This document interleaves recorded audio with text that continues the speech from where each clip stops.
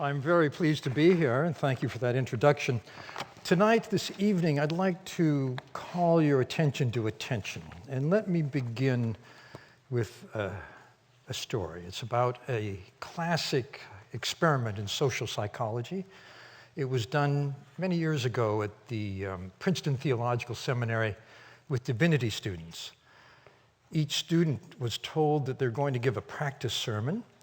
They'd receive a topic to prepare, and then they go to another building and give the sermon to be evaluated. Half of the students were given the parable of the Good Samaritan as their topic, the man who stopped to help the stranger in need by the side of the road. The other half were given random Bible topics. As each divinity student went over to the other building to give their sermon, they passed a man who was bent over and moaning in pain. The interesting question is, did they stop to help? The more interesting question is, did it matter if they're pondering the parable of the Good Samaritan? What do you think? Didn't matter. Made no difference at all. What mattered was how much time pressure people felt they were under. And this is more or less the story of our lives.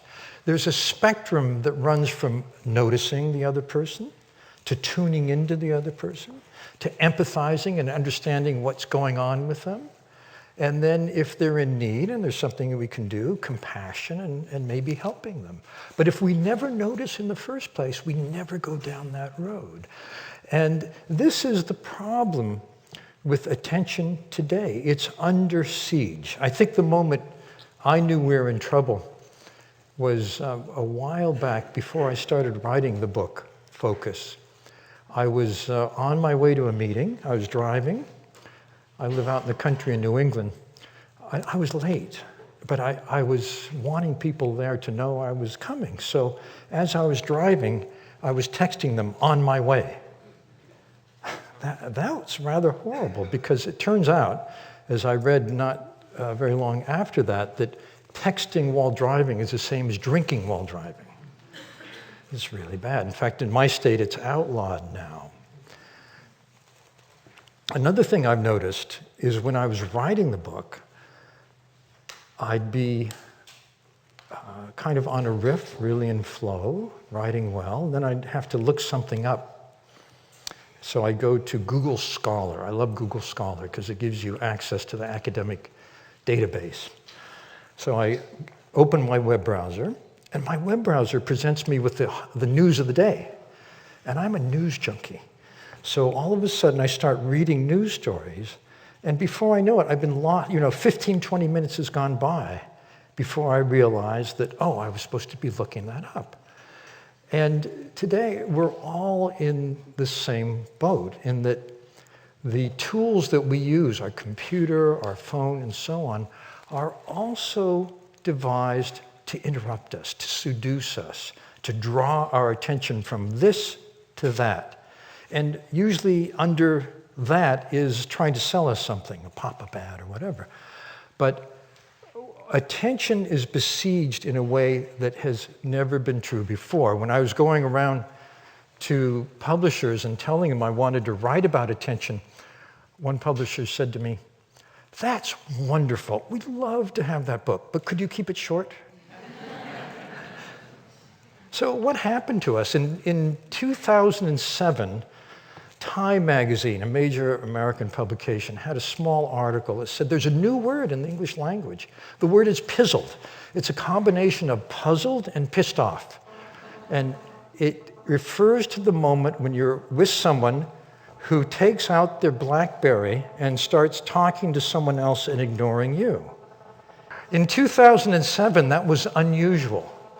But the word pizzled has died with the BlackBerry because now that's the new social norm. You go out to a dinner, very romantic restaurant, you see a couple together, and they're both looking at their phones instead of into each other's eyes.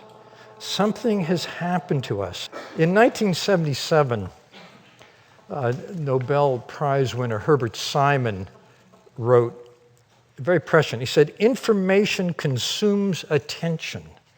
Hence, a wealth of information creates a poverty of attention." I think we've entered a time when we're in danger of intentional impoverishment. And the signs of it are more than, a couple looking at their phone instead of into each other's eyes. The other day I saw a mom holding a little toddler, and the toddler's trying to get her attention, and she's busy texting. She's just not available. And, of course, dad's the same story. I was on a vacation island last summer, Martha's Vineyard, off the coast of New England, and I was taking a taxi from the ferry to my house, and I happened to share it with 7 sorority sisters, college students, who were going for a weekend together. And we got in it was a shared taxi, a big van, and we got in the taxi, and within a minute or two, every one of the sorority sisters was staring into a screen, iPhone, iPad, but they weren't talking to each other. And I think this is a real loss. The ingredients of rapport are 3. The first is full mutual attention. From that full attention comes a second ingredient. It's a nonverbal synchrony. If you look at 2 people who are really in rapport, really connecting, if you were to make a video of that and watch it in silence, the 2 bodies look as though they're choreographed. This is something that's managed by a category of brain cell called oscillators. Oscillators govern how we respond to someone else, how we respond to physical objects. Oscillators are very important for the survival of the human species. Consider this. At the moment of a first kiss, they determine the velocity at which 2 skulls come together. And if they get it wrong, it would be the end of the species, I'm sure. The third ingredient, after the full attention and the nonverbal synchrony, is that it feels good. It's a rather pleasant, joyous state to connect with someone that well. These are the moments in our lives that are the richest, that really matter. However, recently there was an article in the Harvard Business Review called "The Human Moment." It said, if you want to have real connection with someone, and if they come into your office, remember this: turn away from your screen, ignore your phone and every other device, stop your daydream or whatever's on your mind, and pay full attention to the person in front of you. I find it sad that we have to have an article in the Harvard Business Review to tell us something like that. But it has come to this, because attention is a rarer and rarer commodity, but it's a very precious commodity. I think the time has come for us to take an active stand in our lives and fight back against this subtle onslaught. I know a couple, for example, who, when they come home, have a pact that they'll put their phones in a drawer. They won't look at them for the evening. There's a new way of getting together. I don't know if this has happened here in the UK, but in the States, for example, when people get together for dinner, everybody takes their phone out, puts it in the middle of the table, and the first person that reaches for their phone before the bill comes has to pay the bill.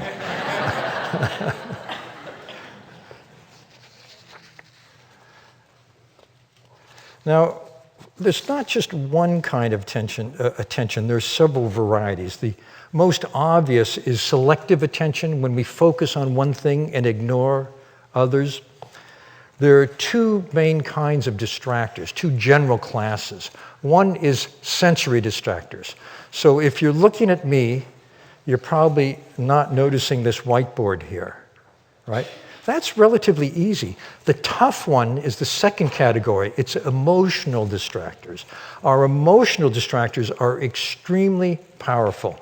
They're thoughts about that conversation that didn't go so well, the tiff I had with my partner this morning, mostly relationship concerns, things that have upset us. So the more focused we are, the better we do at anything. It's rather obvious, but for example, a test of concentration among athletes predicts how well they'll do the next season. That's rather straightforward.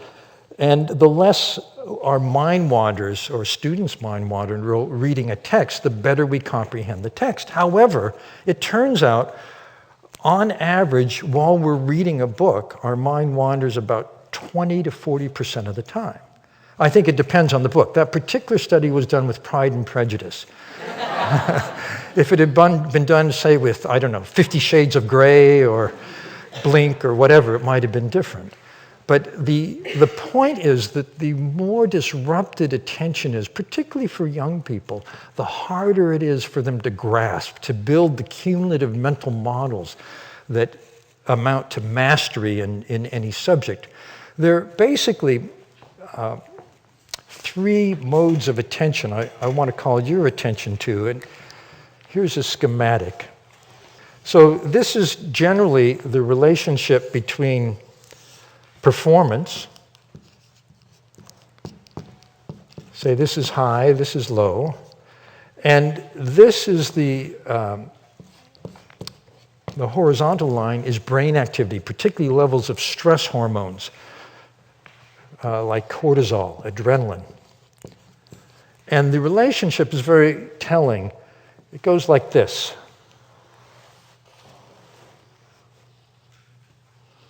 It's an upside-down U. And the highest performance is when attention is absolutely 100%, maybe 110%. It's been called flow. Flow was discovered, for those of you who don't know about it, by researchers who asked people in many different domains of expertise, basketball players, ballerinas, neurosurgeons, tell us about a time you outdid yourself. You were absolutely at your best. Even you were surprised. And no matter what the domain was, people were describing the same phenomenological state. And one of the characteristics of the state is that attention is utterly absorbed. There was a neurosurgeon who said, I had to do a surgery, an operation that I didn't really know if I could. It was so difficult. But I did it superbly. I was really surprised myself. At the end of the surgery, I looked around and I saw some rubble in the corner of the operating theater. I said, what happened? They said, while you were operating, the roof caved in over there, and you didn't notice. It's that kind of attention. It's unbreakable. It's also a state where your skills are called upon at the utmost, and whatever the demand is, you can meet it. You're very flexible, very adaptable. And very tellingly, it's a state that feels good. It's like rapport. Rapport is mutual flow, interpersonal flow. So that's when focus is 100%. When you have too much to do, too little time, too little support, when you feel overwhelmed, you're down here. And the stress hormones are at their highest. You're in a state which was called recently in a scientific journal, actually the journal Science, in an article was called The Neurobiology of Frazzle. I don't know if you're familiar with frazzle. I've been there many times. It's constant stress. And here the problem is you can't stop thinking about what's upsetting you, what's stressing you. You're not focusing here. You're not focusing on the task at hand. You're focusing on what's upsetting you, and that's the power of emotions. Emotions take over attention. They guide attention, and if they're too strong, then you'll never get up here.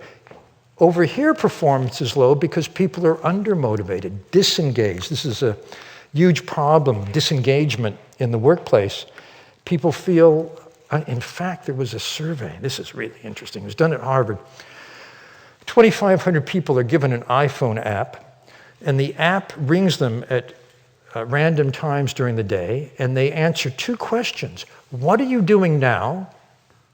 And what are you thinking about now? And the discrepancy, of course, is a measure of mind wandering. Turns out 50% of the time, on average, our minds are wandering. The one activity that had the highest focus, no surprise, was making love. But who fills out that app at a time like that? I still haven't been able to figure that out. The lowest three were commuting, sitting at a computer, and work. That's this. So if you're not engaged in what you're doing, your cortisol levels are too low.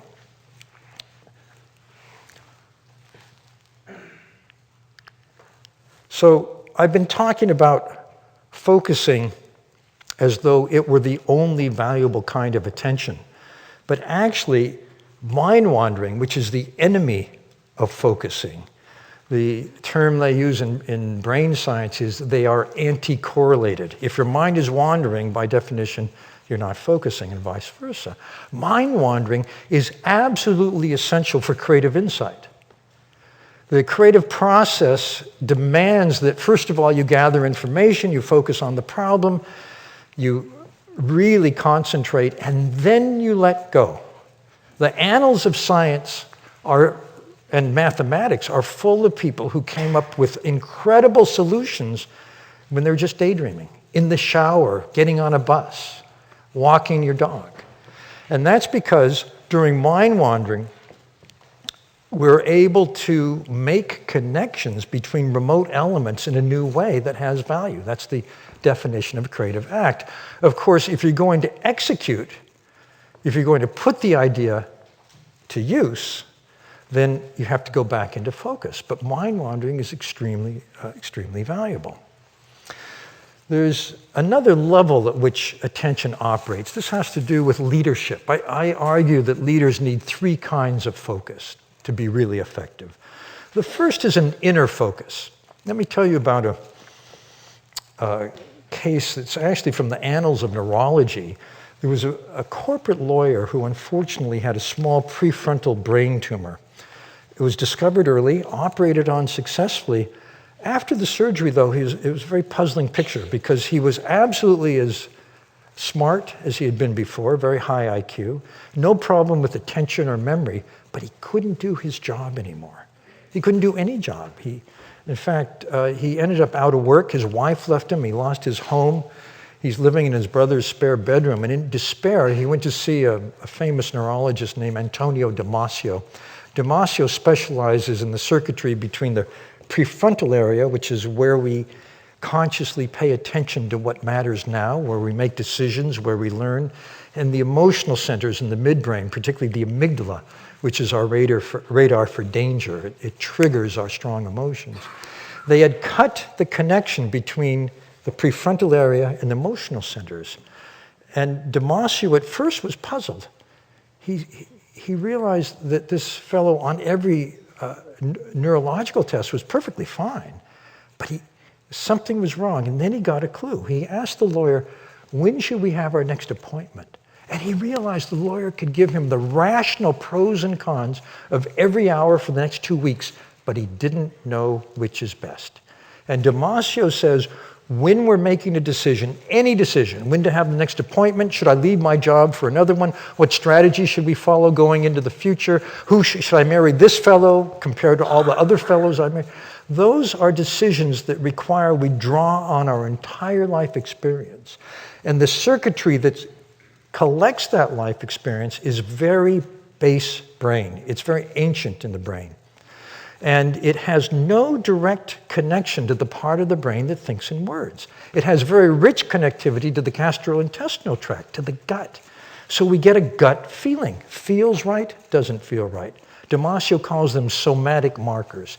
It's a language of the body. And the ability to tune into this is extremely important because this is valuable data too.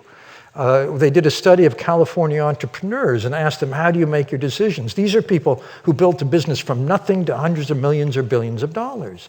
And they more or less said the same strategy. I'm a voracious gatherer of information. I want to see the numbers, but if it doesn't feel right, I won't go ahead with the deal.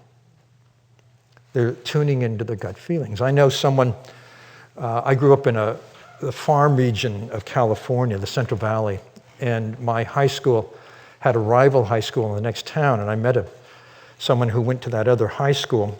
He was not a good student. He almost failed. He didn't graduate, came close to not graduating high school. He went to a 2-year college, a community college as we call them, found his way into film, which he loved, and got into a film school. In film school, his student project caught the eye of a director who asked him to become an assistant.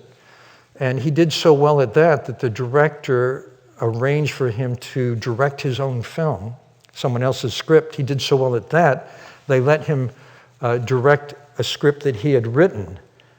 And that film did surprisingly well. So the studio that financed that film said, if you want to do another one, we will back you. And he, however, hated the way the studio edited the film. He felt he was a creative artist and they had butchered his art. He said, I'm going to do the film on my own. I'm going to finance it myself. This was, everyone in the film business that he knew said, this is a huge mistake. You shouldn't do this. But he went ahead and he ran out of money. Had to go to 11 banks before he could get a loan. He managed to finish the film. You may have seen the film. It's called Star Wars. So George Lucas made a decision on the basis of his gut. It didn't feel right to let the studio mangle his next film. It was his integrity. And this inner sense is ethical. It's an ethical rudder. You know, it answers the question, is what I'm about to do in keeping with my sense of meaning, values, purpose, and ethics? That's not a question that we answer first in words. We answer it first in what feels right and doesn't feel right. Then we put it into words. And every leader today needs a strong ethical rudder. So I'd say an inner awareness, inner focus is essential. Then there's other focus, which is being able to read people, being able to tune in to a person. There are three kinds of empathy, and this is empathy I'm talking about. The first is cognitive. Cognitive empathy means I understand how you think about things, your mental models, how you see the world. What that means is I'm able to communicate with you in terms you really understand, you really resonate with. Managers, leaders who are able to talk to other people with good cognitive empathy are able to get better than expected performance out of people because they know how to mobilize them. They know what matters. Then there's emotional empathy. Emotional empathy is an immediate felt sense of what's going on in the other person. And this is absolutely essential too. If you only have cognitive empathy and you don't have emotional empathy, you'll miss the mark. The third kind of empathy is very important too. It's empathic concern. Not only do I know how you think and how you feel, but if there's something you need and I can help you with, I'm predisposed to help. The leaders who have the most loyalty, who people love working for, have all three kinds of empathy. There's an article in the Harvard Business Review called Leadership Run Amok. Leadership Run Amok is about people who may have cognitive empathy but lack the other two. These are leaders who are very good at hitting the target, for example, but don't care about what happens to the people that they manage. They have no feeling for them, and so they demoralize people, or people are ready to leave if they're able. The third kind of focus is outer focus. This is very important, for example, in formulating strategy. You need to understand the ecosystem within which your organization operates. You need to be able to sense what's going to work, what we'll need to do in the future, and so on. And for that, you need a kind of systems view, big picture thinking. The sad story here is actually the BlackBerry. There are basically two kinds of strategic thinking. One is exploitation, the other is exploration. In exploitation, you take a product or a brand that's worked very, very well, and you fine-tune it, you tweak it, you keep making it better because it keeps working for you. That's what BlackBerry did. The danger is if you don't also explore. Exploration means you look widely, you see what's happening, where things are going. You do R&D, you try to come up with the next new thing. And they failed to see, for example, Samsung. They failed to see what the competition was doing. If you don't have an inner focus and an other focus and an outer focus, the danger is being rudderless, clueless, or blindsided.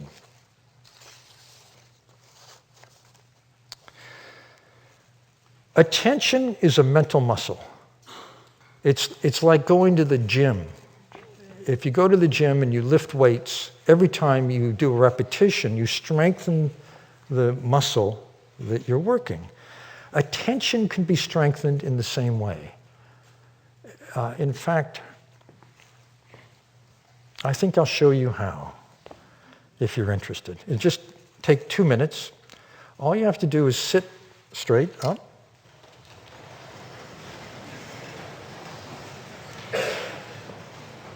Close your eyes and bring your attention to your breath. Don't try to control your breath. Just watch your breath. Observe it. Try to sense it coming in and out, maybe your nostrils. And watch every breath, the full in-breath, the full out-breath. Start over again with the next breath.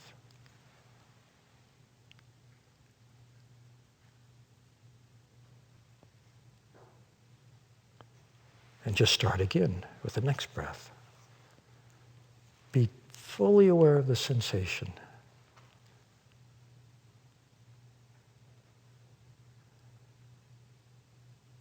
And if you find that your mind is somewhere else, bring it back again and gently restart.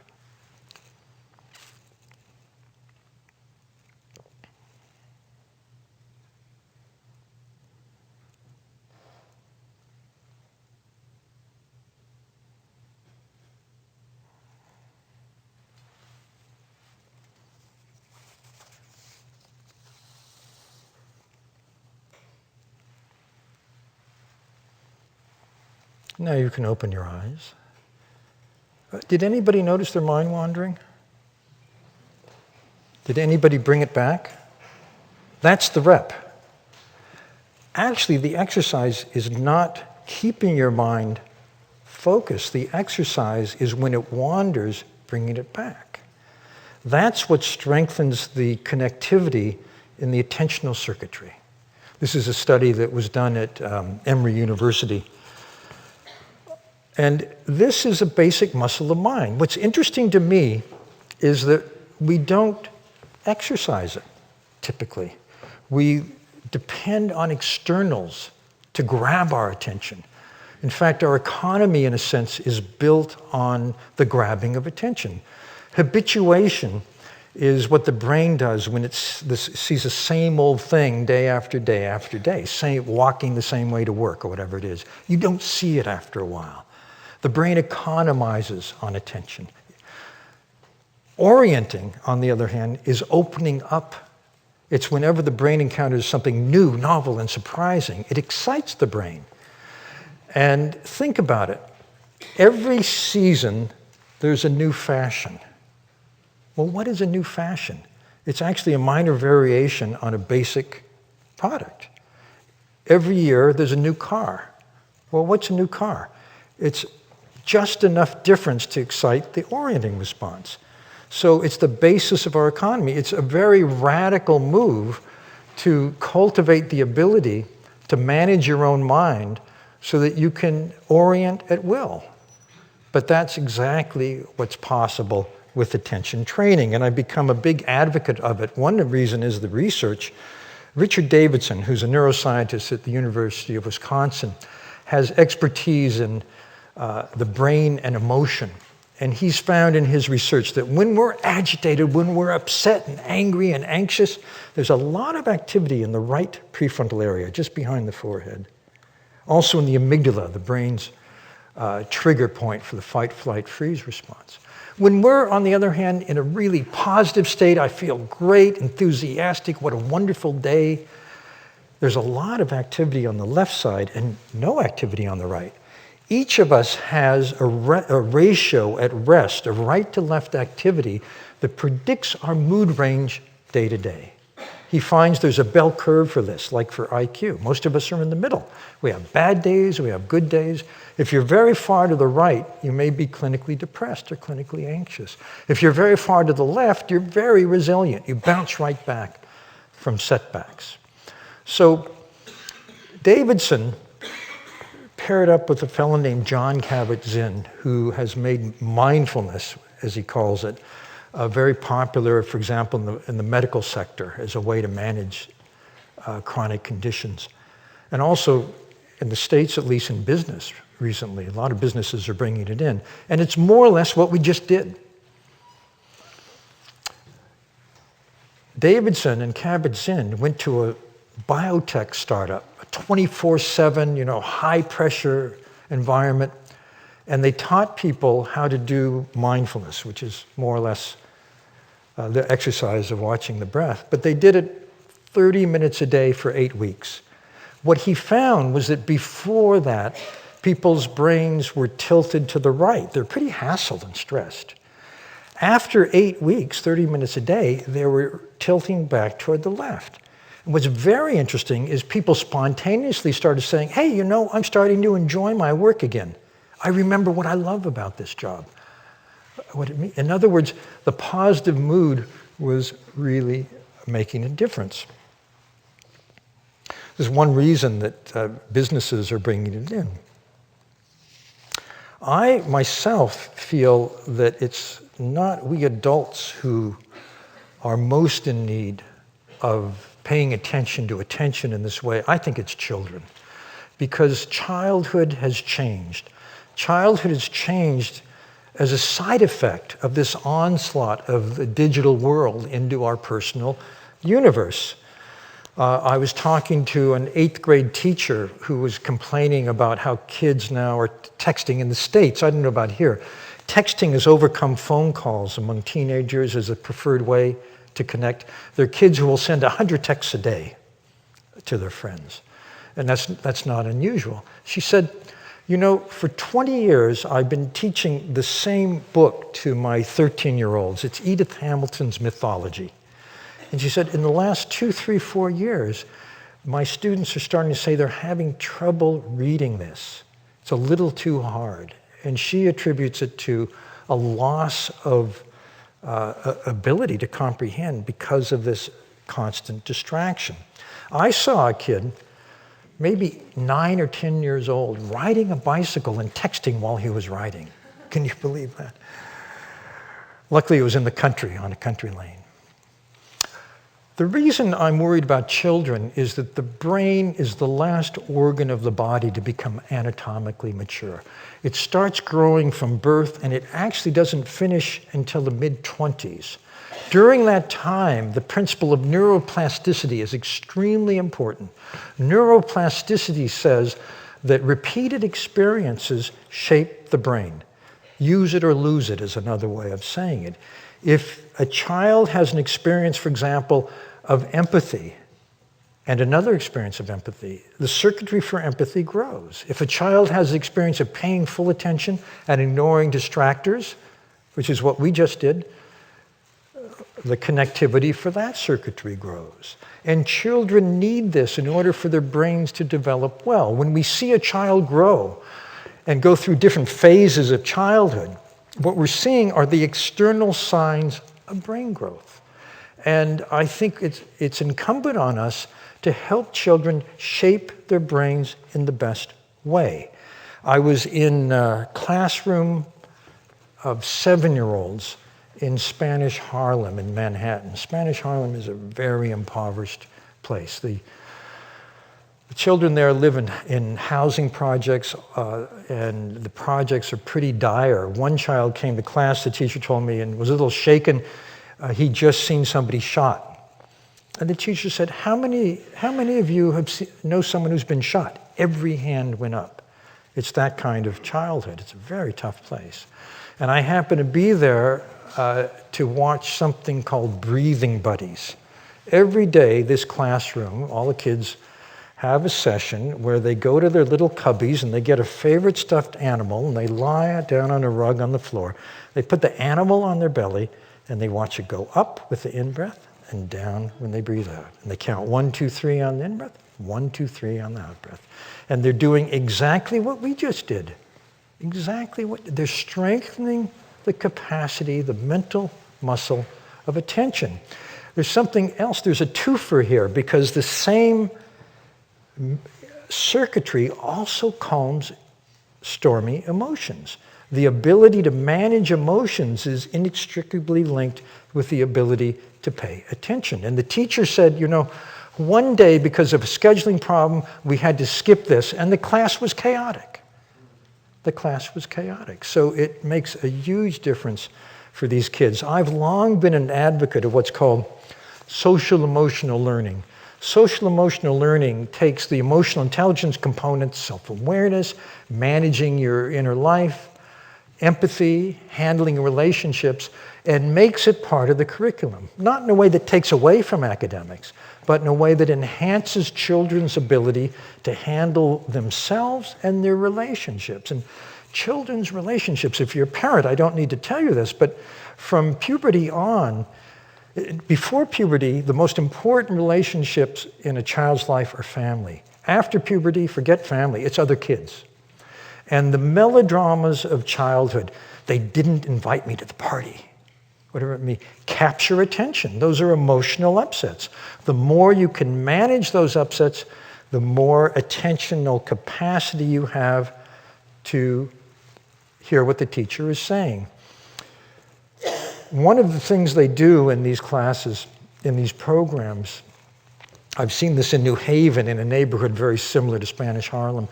There's a poster on the wall of every classroom. It's a stoplight, a traffic light, red light, yellow light, green light.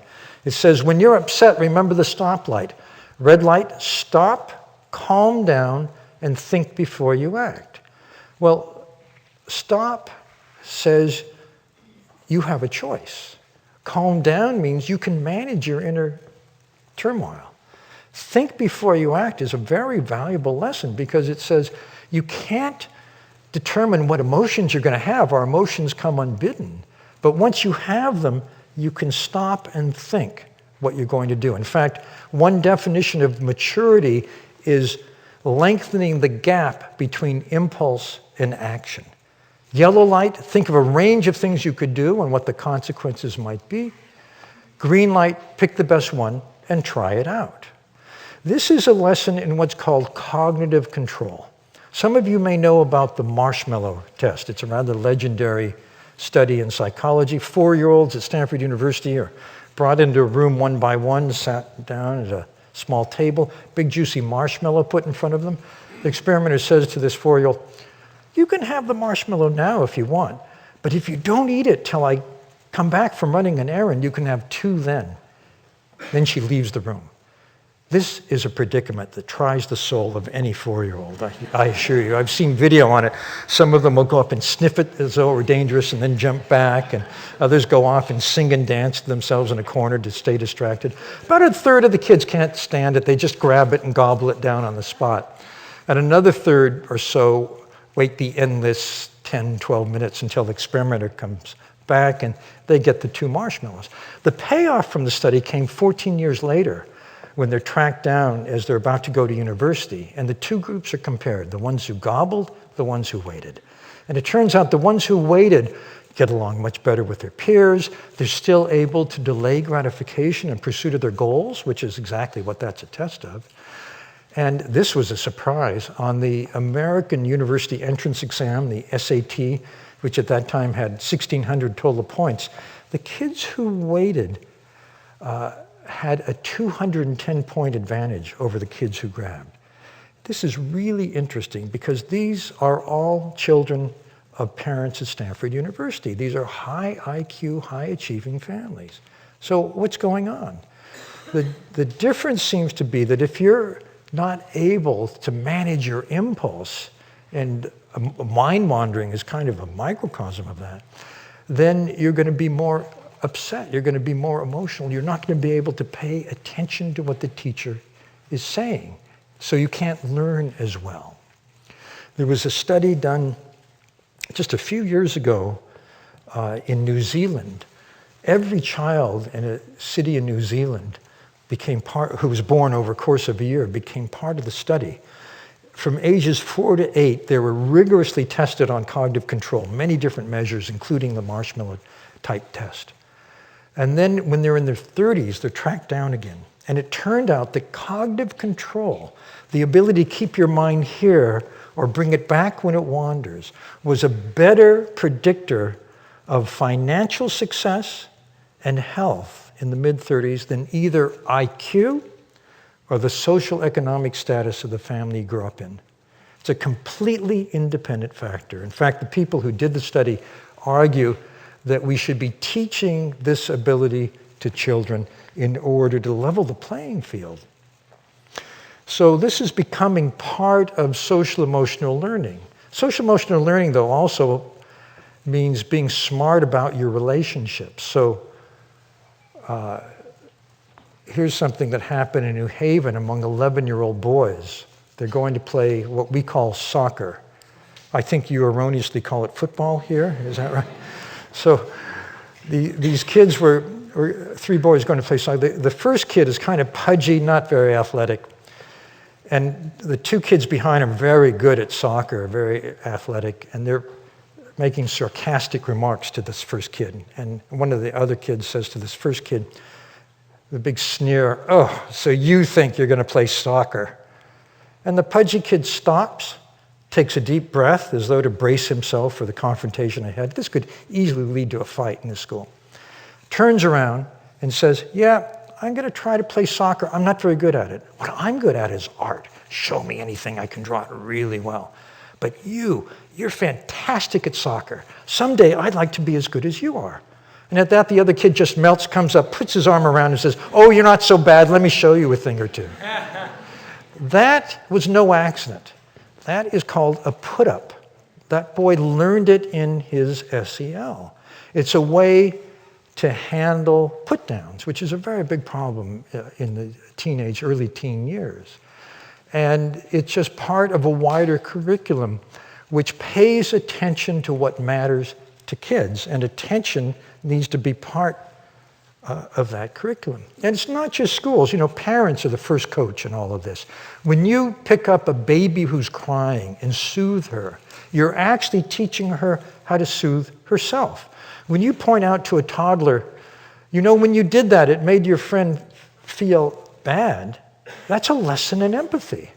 So it's, the lessons in attention, in emotional intelligence start very, very early in life.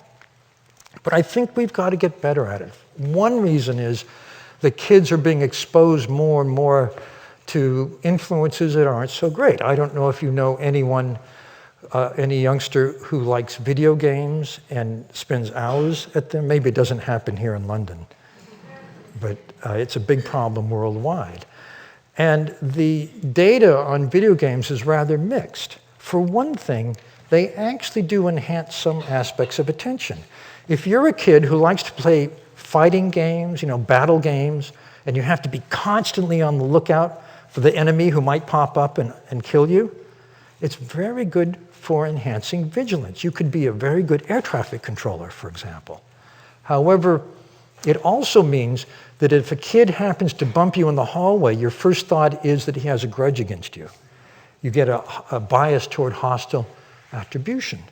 So the video games that we have now are rather mixed, but there's a new generation coming along which is using findings from cognitive science. There's one called Tenacity that I had my 4 grandchildren play, ages 7 to 13 at the time. In Tenacity, you have an iPad. Every time you breathe out, you tap the screen. On the 5th out-breath, you tap it twice. If you do that, you get a visual reward, flowers blooming in the desert.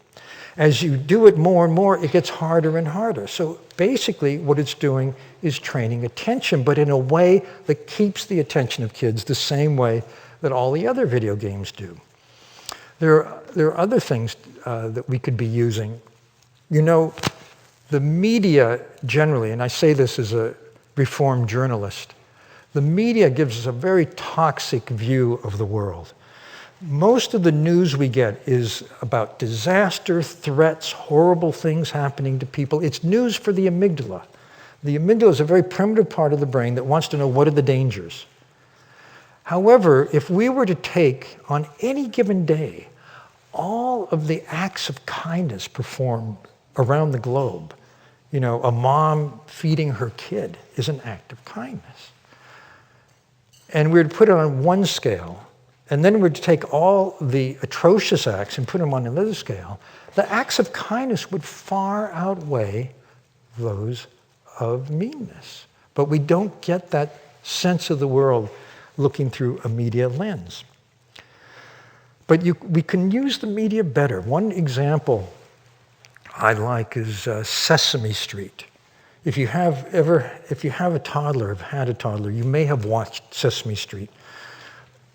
Sesame Street, I found when I visited Sesame Workshop, is actually a very sophisticated operation. The day I went there, the script writers were meeting with 2 cognitive scientists. They're actually meeting about cognitive control, because Sesame Street segments turn out to be lessons based in science, wrapped in entertainment. One of the things that segments that aired this season is the Cookie Connoisseur Club. I don't know if you're familiar with Cookie Monster. Cookie Monster is one of the stars of Sesame Street, and he loves to gobble cookies. But Alan, who runs a store on Sesame Street, decided to start a Cookie Connoisseur Club, very much like a wine connoisseur club. In the Cookie Connoisseur Club, you take a cookie and you study it to see if there are imperfections. Then you sniff it for aroma, and then you take a nibble to taste it. Cookie Monster, of course, was dying to get into the club. So Alan gives him a cookie, and he instantly gobbles it down. He can't restrain himself. So Alan tells him, you know, in this club, we're going to try all kinds of cookies. So if you don't gobble it down, I can let you into the club, and you're going to be able to eat many, many different kinds of cookies. That does it for Cookie. So that's a lesson. This is a show that is loved by 2 to 4-year-olds. And 2 to 4-year-olds learn largely by modeling. So what's happening with Cookie is that the kids are learning a lesson in cognitive control. And I think the more of that, the better. So let me finish with by telling you about a smart use of positive emotion, of being able to manage our own internal world, of that inner focus. There is a remarkable man named Matthew Ricard. He's written some books on happiness. He's French. He has a doctorate in cell biology from Pasteur Institute. His mentor there actually won a Nobel Prize for the research they're doing. But after graduate school, he made a startling decision. He decided he'd give up science and go to the Himalayas, become a monk, and meditate for the rest of his life. He's been called, I think by his publisher's publicist, the happiest man in the world, because he's been studied by scientists, and on this right-to-left ratio, he's very far to the left. There's a scientist named Paul Ekman, who's the world's expert on the facial expression of emotion. Paul is the keenest observer of the face as a revealer of what you're feeling. He's a very dangerous man. I once was walking down the street with Paul on the way to a meeting that I was conducting, and Paul was telling me about a system for training people to get good at this that he had just developed. And as he was telling it, we're getting to the meeting hall, and I thought, this is really interesting, but I hope he wraps it up. I've got to think about what I'm going to do in the meeting. At that moment, he says to me, and if someone had studied the system, they'd know you're getting a little angry with me right now. This is why Paul is so dangerous. Paul was interested in emotional contagion. He wanted to know what would the effect be of someone like Matthew, who was very, very upbeat, on someone who was quite the opposite. So Paul did a quiet phone survey of the faculty at the university where he teaches, asking who is the most abrasive, difficult, confrontational member of our faculty. Oddly enough, everyone agreed who that was. So he calls Professor X. He says, in the interest of science, would you take part in a scientific experiment? And the professor's delighted. He said, sure, I'd be happy to. As the day drew nearer and nearer, he started making demands which became increasingly outrageous. And so they had to dump him and go with the second most difficult professor. And the experiment was they're having Matthew and the professor have their physiology measured, and they're going to have a debate. The debate is on the premise that the professor should do what Matthew did. The professor had a very influential, secure, well-paid, tenured position.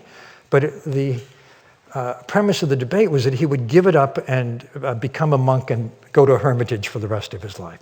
At the beginning of this debate, the physiology showed he was really agitated at the thought of that. Matthew was totally calm. So as the discussion starts, Matthew stays absolutely calm, and the professor gets calmer and calmer and calmer.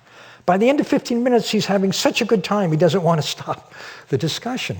So our emotions are contagious, for better or for worse, particularly when we pay full attention to each other. I once was waiting for a bus on a very hot, humid day in New York City in August. It's a kind of day, I don't know about London, but in New York we have a rather invisible balloon around us. We're feeling a little prickly. It says, "Don't talk to me, don't touch me." And I had my balloon intact, and the bus pulls up, get on with my balloon, and the bus driver did something quite surprising. He actually spoke to me. He said, "How's your day been?" I was shocked, but I sat down, taking most of my bubble with me. And then I realized this bus driver is carrying on a conversation with everyone on the bus. "You're looking for suits, are you? You know, there's a great sale over here on the right in this department store. And did you hear about the Monet exhibit on the left at the museum? Wonderful. And the Cineplex we're coming to here. I know the movie in Cinema 4 got the best reviews, but the one in Cinema 2, I saw it the other night, fantastic. You should." On and on like that. And then people would get off the bus, and he'd say to them, "I hope the rest of your day is really wonderful." That man was an urban saint. He transformed everyone on the bus. He was sending ripples of good feeling through a city that sorely needed it. And I think the bottom line is, you don't have to go to the Himalayas for decades. We all can do that in our lives if we pay attention. Thank you very much.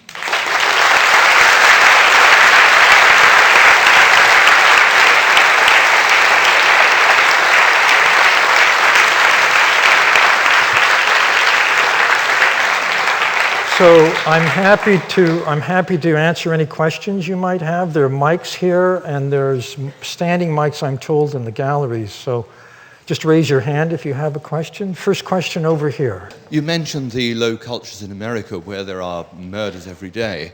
Steven Pinker writes very well about some of these cultures and explains that people will be killed over a simple slight, a disrespect or something. And it's ingrained in the culture, it's innate. The thing that I can see, there seems to be an insidious political correctness in the world today where we're not allowed to say that a culture is a rubbish culture. And in doing that, we don't address the problems with these people. So every day they continue to have the low expectations, the murders, the social milieu that creates and continues to create what you in America call the broken window syndrome. And I wondered what your view was on the inability for people to address these problems honestly and openly, and even going on to the fact that a lot of our condition is genetically inherited. The brain is no different to any other organ in the body, that whole groups of people get a particular kind of genetic. Sure. Well, I think it's a very important question. It's not being addressed at all, and we're losing out over that. Yes, well, I know of some data which speaks directly to that. I think, first of all, we have to be very careful about stereotypes, because in any given neighborhood, there's a range of variation who happens to live there.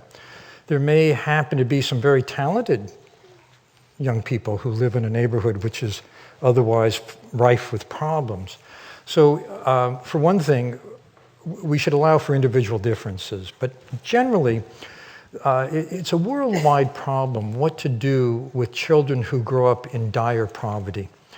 Because for one thing, the brain is very fragile. So if you're not well nourished in childhood, the brain doesn't grow as well. And worldwide, children who grow up in poverty can have undernourished brains, which makes them susceptible to all kinds of behavioral problems, particularly when it comes to prefrontal development. As I mentioned, the prefrontal area is the one that manages emotions. So if you can't handle your rage, for instance, many people who end up in murderer's row, who've killed someone, have damaged the prefrontal area, it's been found. So we need to face this, as you suggest, starkly and see what the problems are and what the possible interventions might be. Because I would never write off an entire group of children. I would say instead, these are developing brains. Let's help them develop as well as they could. And in fact, I mentioned that the New Zealand study suggested that we have active interventions, particularly in early childhood. There's a famous study done it's called the Perry, P-E-R-R-Y, preschool study, where children children from a neighborhood like this had a very enriched program, and they did much, much better in life than other kids from the same neighborhood. And the question of IQ and class is very important to understand. In cultures worldwide where there's a privileged caste or class and an underprivileged caste or class, there was always a wide gap in IQ scores between the privileged and the underprivileged, and it's taken to be genetic. However, there's something called the Flynn effect. Flynn is a researcher at the University of Otago in New Zealand, and he's shown with vast data sets that every 3, 4, 5 years, when IQ tests are revised, they have to make questions harder. They have to make questions harder because kids become smarter every generation than previous generations. In other words, it's not fixed. The other thing he's found is that when a group from a caste or class which is underprivileged migrates to a country where the bias about that caste or class doesn't exist, their children do as well as other children. So it's not genetic. It's largely situational. So you're absolutely right. We have to look squarely at those situations and see what we can do to help. Where's the mic? Next question. Hello there. Thank you for your talk. Very much enjoyed it. My question relates back to the situation of the marshmallows. And you said if you give one child one, yes, 4-year-olds have 1 and 1, and if one eats one later, then he'll have 2. Mm-hmm. And you said when they got to their 30s, the high achievers were the ones who waited. Right. How much of that is linked to addiction? You mean wanting the 2 marshmallows right away? You could get addicted to marshmallows, I think. No, but is that, Yes, yeah, exactly. The inability to control impulse makes one susceptible to alcoholism, addiction, shopaholism, gambling addiction, and so on, because you want the hit, and you don't restrain yourself and see that there are other ways to go. Yeah. By the way, don't try that at home with your child, the marshmallow test. I know someone who tried it with his 4-year-old daughter, and he peeked to see what she did. He put the marshmallow and he left the room. She took the marshmallow, she took out the middle of the marshmallow and ate it, and then put it back. She's probably CEO of a company now. I don't know. I have good news and bad news. The brain becomes anatomically mature in the mid-20s, but doesn't mean it's too late to change habit. However, habits instantiated in the brain in childhood are very strong. So if you end up, say, addicted or overly anxious or whatever it may be, it's still possible to change, but you need to make an added effort. And the reason is that you have to practice the new, healthy, better behavior over and over because you've practiced the bad way 10,000 times. You've done it over and over, and the circuitry is so strong. But here, cross your arms. This is what a habit feels like. Now cross them the other way with the other arm on top. That's what it feels like to change a habit. It's a little weird at first, that's strange. But if you make the effort and keep making the effort at every naturally occurring opportunity, what happens is the neural connectivity for the new pathway gets stronger and stronger until at some point you pass a developmental landmark, a neural landmark, where you do the new habit, you perform the new habit, effortlessly without thinking about it. It becomes automatic. And what that means is that the connectivity for the new habit has now become stronger than the old one. It's the brain's default choice. But it takes work, it takes more work. My question is about the three focuses that you mentioned, the inner, the other, and the outer. I'm wondering whether they exist in isolation or whether they exist in a hierarchy, and if so, is there a method of moving through them? Well, I think they each can be improved. I don't think there's a hierarchy because, for example, in research on leaders, we found that some leaders can be very good at any two or one of them and bad at any of the others. In other words, every combination is possible. You can be really emotionally intelligent, manage yourself well, manage other people well, but be absolutely blind to systems and to the larger context in which your organization is operating. Or you can be very good at managing yourself and very bad at reading people. There are actually in the workplace, there is a whole class of people who are outstanding individual contributors, often very good at systems, and work very hard. Computer programmers, for example, who have zero empathy. I was talking to someone here in Europe who was with a company, and he said, we have a guy who is absolutely brilliant at systems, and we can't put him in front of a client. Because when we do, he just starts talking nonstop. He never stops to, meet the client, to find out what's on their mind, to understand the problem from their point of view. So here's someone who's very good at inner, at managing himself, and at systems, but not people. Is attention handled differently within different, or valued differently? Yeah, I think that absolutely. Societies like Bhutan, for example. Sure. Oh yeah, culture makes an enormous difference, particularly, for example, in valuing attention training.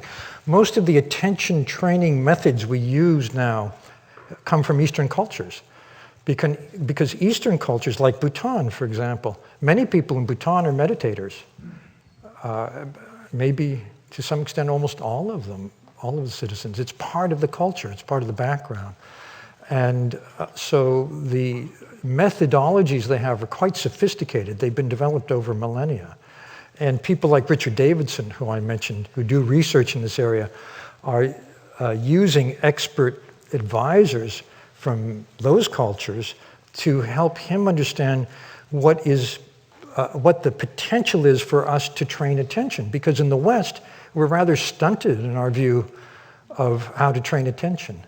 So I think when it comes to a mental faculty, culture makes an enormous difference. The same thing is true, by the way, of emotions. Every culture values and expresses emotions differently. Everyone universally has the same wiring for emotion. Our emotions are contagious. Yes. Therefore, should we spend more or less time with our angry colleagues? Should we be the American bus driver or the French monk? Should we save the world or save ourselves? Well, the French monk is actually good at saving everyone. That's his mission. But apart from that, I think that it's important to understand the dynamic of sending and receiving emotions.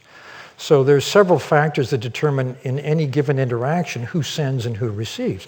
There are studies done, for example, where two strangers come into a lab, they fill out a questionnaire, mood questionnaire, how do you feel right now?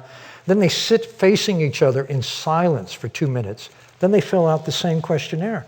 Turns out the person in that dyad who's most emotionally expressive transmits his or her emotional state to the other person in 2 silent minutes. So expressivity is very important. On the other hand, power matters. In any human group, it's natural to pay most attention to and put most importance on what the most powerful person in that group says and does. So emotions tend to spread from the person who has power outward. What this means, for example, and these are experiments done on teams, if the leader of a team is in a very bad mood, people on the team catch the mood and performance goes down.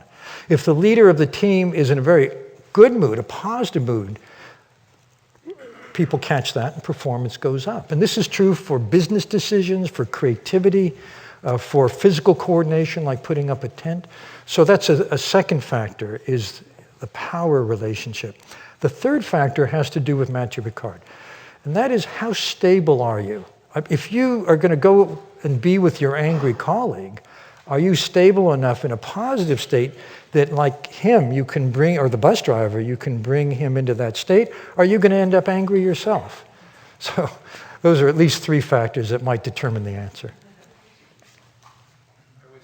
Fascinated by the advocacy of social emotional learning. Yes. And it would appear that there are many Western parents today who have glommed onto the same focus in prescribing Ritalin for many of their kids. Can you take a minute and talk a little bit about, you've described an organic approach to improving focus, and I look forward to reading more about those. But what are the impacts of the overprescription of Ritalin? What are the effectiveness, long-term effects? Right. So Ritalin, which of course is given to children who have so-called ADHD, attentional deficit hyperactivity disorder. 50 years ago, they used to say, well, he's just a little boy, he'll outgrow it. But now it's become a diagnostic category, and there's some kids who have genuine problems paying attention. They're not being helped by digital media as they are today. They would be very helped by these lessons in cognitive control, which are very new and are just now being studied. So there are people like Davidson are studying the ways in which we can use attentional training. Think about it. Why has this culture had as its default buying a drug and giving it to our children for something which is a skill deficit? It's a skill deficit. Attention is a skill. I think the reason is there are drug companies who are making a lot of money selling us those drugs and convincing us that this is the better alternative. This is my personal opinion. When in fact, what we have not done is basic research on the attentional mechanisms involved in ADHD and what kind of training would help children get better at it. And I think within the next 5 years, we're going to see a set of very direct interventions that are non-pharmaceutical in those conditions. I just wanted to ask your opinion as to what extent do you think our emotional reactions are learned or innate? Well, our emotions are innate, I think, and our particular emotional reactions are largely learned. I have to recommend my wife's book here. It's called Mind Whispering. Her name's Tara Bennett Goldman. She's a psychotherapist.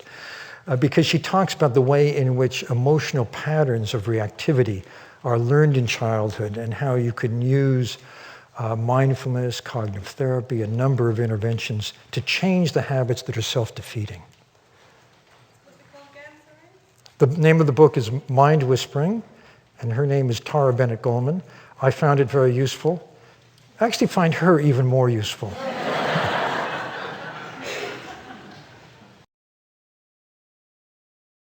Actually, there's data on that. If you're a pessimist, can you learn to be an optimist? And there's research done by a fellow named Martin Seligman at the University of Pennsylvania, who developed a field called positive psychology. He developed the field because psychology for 80 years only studied pathology. So there was a problem. We hadn't noticed that there was a positive spectrum of emotion and experience. But at any rate, Seligman took kids who were prone to depression. It turned out that they tended to be pessimists and to see if they had something that didn't work out or a setback in life, they'd say, it's because of me and I'll always be like that. And he taught them to think differently. Well, it was the circumstances can change and I can do something to change them. It's a more optimistic outlook. And he found that actually after about a year, their thinking patterns had changed. But it's what I said, as with any such behavior, we have to keep at it and keep at it at every naturally occurring opportunity and catch ourselves when we go back to the old pattern. So yes, optimism can be learned. I actually know the the gentleman who invented cognitive therapy. Cognitive therapy looks at our thinking, distorted thinking patterns, and helps us see more realistically, and it's very effective for depression. His name is Aaron Beck. He's 93 now. He had a terrible accident that put him in a wheelchair, and happened to speak to him after that, and he was very upbeat. He's one of the most optimistic people I know. Then he lost sight in one eye, and I was talking to him. He said, well, you know, my right eye works perfectly fine. I can still read. And then he went blind in his right eye, and he said, you know, I can still listen to books on tape. In other words, he had the capacity to see what was right instead of what's wrong, which is what you're talking about. Yes. Hi. I just had a question about the performance graph that you have there. Yes. You mentioned two extremes. You have the unmotivated, Yes. low performance end, and then you have the frazzle end. Yes. What can you do if you're one of those types of people? What can how we do? How can you improve your What we can performance? do with this type of person and with this type of person. Yeah. Well, let me ask you in this hypothetical question, are we this type of person, or are we managing this type of person? Or a friend of this? Who are we? Are we the person? A friend of this type of person. We're a like friend an of this type. undermotivated. Okay.